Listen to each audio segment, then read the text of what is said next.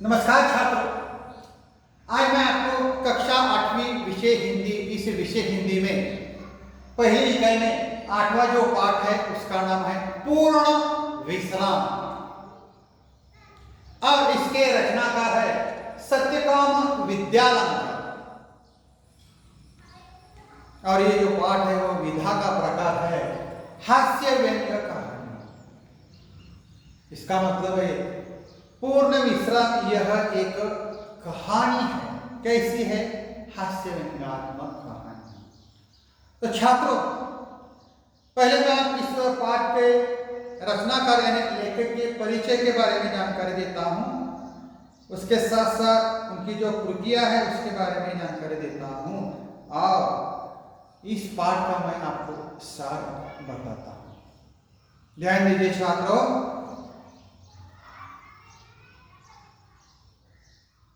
सत्यकाम विद्यालंकार का जन्म भारत देश में उस समय अविभाजित था। लाहौर में 1925 में हो गया था। सत्यकाम विद्यालंकार एक सफल संपादक, लेखक और कवि है। सरल सुबोध भाषा और रोचक बोधगम्य शैली उनके लेखन की एक प्रकार की विशेषता है। सत्यकाम विद्यालंकार व्यवहारिक है। उन्होंने अपने व्यक्तित्व और चरित्र निर्माण पर अधिक बल दिया।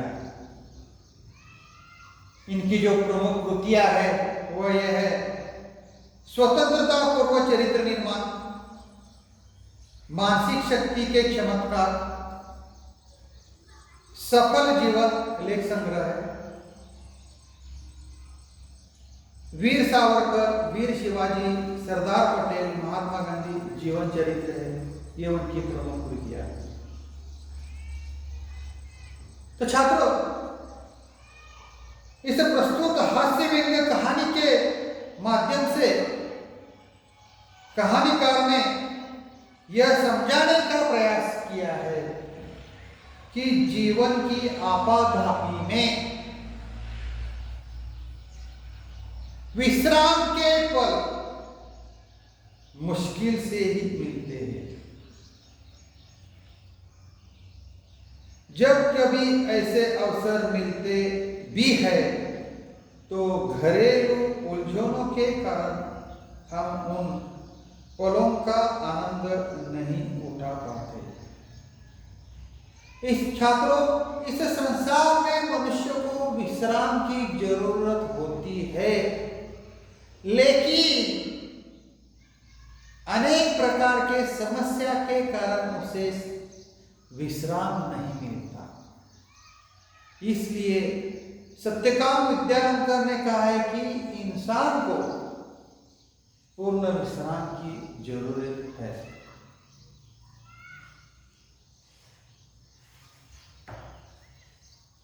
तो छात्रों, हास्य व्यंग्य कहानी एक विधा का प्रकार है और प्रस्तुत कहानी में कहानीकार सत्यकाम विद्यालंकार जी ने महानगरों के निवासियों की जीवन शैली पर व्यंग्य किया है। बड़े शहरों में लोगों का जीवन ऐसा भागदौड़ वाला होता है कि वहां विश्राम के लिए समय निकलना भी अपने आप में एक समस्या है।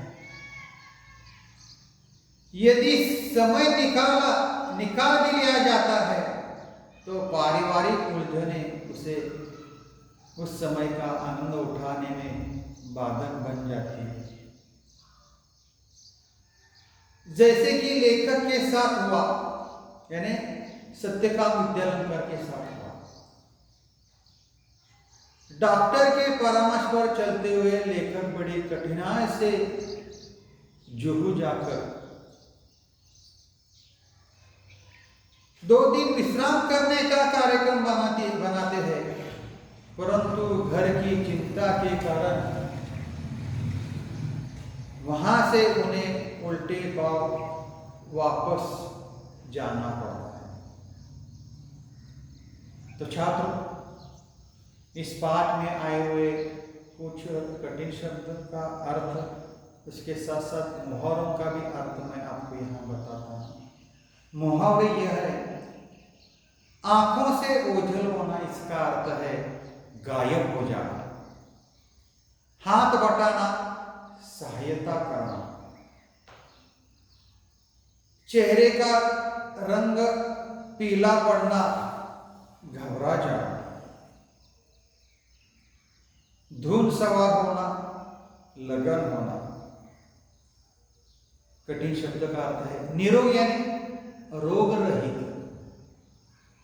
पायधुनी, पायधुनी का अर्थ है मुंबई के एक स्थान का नाम है पायधुनी। मुआयना का अर्थ है निरीक्षण। तसल्ली यानी आश्वासन। धाकणी करना यानी हवा भरना। स्थगित यानी टालना। दत्तचित्त यानी ध्यानपूर्वक। परस्पर का अर्थ है आपस में। गुलबंद यानी सर्दी से बचने के लिए गले में लपटने वाली ऊनी पट्टी, उसे हम गुलबंद करते हैं। बेदिंग सूट का अर्थ है समुद्र आदि में नहाते समय पहनने वाले कपड़े। बीमा यानी सुरक्षा। भुगतान यानी पैसा चुकाना। करार यानी तेज। फुर्सत का अर्थ है खाली समय। समालोचना का अर्थ है किसी वस्तु के गुण दोष बताना। कतरने का अर्थ है कागज के टुकड़े। झोले का अर्थ है थैले। स्वप्नलोक का अर्थ है सपनों की दुनिया। विचेते का अर्थ है घूमना। थपेड़ का अर्थ है आघात। अधीरता का अर्थ है व्याकुल। रफ्तार का अर्थ है गति। बतदस्तूर का अर्थ है अच्छी तरह। भयावह का अर्थ भयानक। और कुछ कठिन शब्द का मैं आपको यहाँ आपको बताता हूँ। धाकनी करना, हवा भरना, झल्लाना, बहुत बिगड़ जाना, झुंझलाना। तो छात्रों, आज मैं आपको कक्षा 8वीं विषय हिंदी, इस विषय हिंदी में पहली इकाई में 8वां जो पाठ है उसका नाम है पूर्ण विश्राम। इसके रचनाकार सत्यकाम विद्यालंकार और यह विधा का प्रकार हास्य व्यंग्य कहानी है। तो छात्रों, आज मैंने आपको इस रचनाकार यानी सत्यकाम विद्यालंकार का मैंने परिचय दिया है, उनकी जो प्रमुख कृतियाँ है उसके बारे में जानकारी दी है। अब इस पाठ का मैंने आपको सार बताया है। उसके साथ साथ इस पाठ में आए हुए कठिन शब्द का अर्थ और मुहावरों का अर्थ मैंने आपको बताया है। तो छात्रों, यहाँ मैं ठहरता हूँ। धन्यवाद।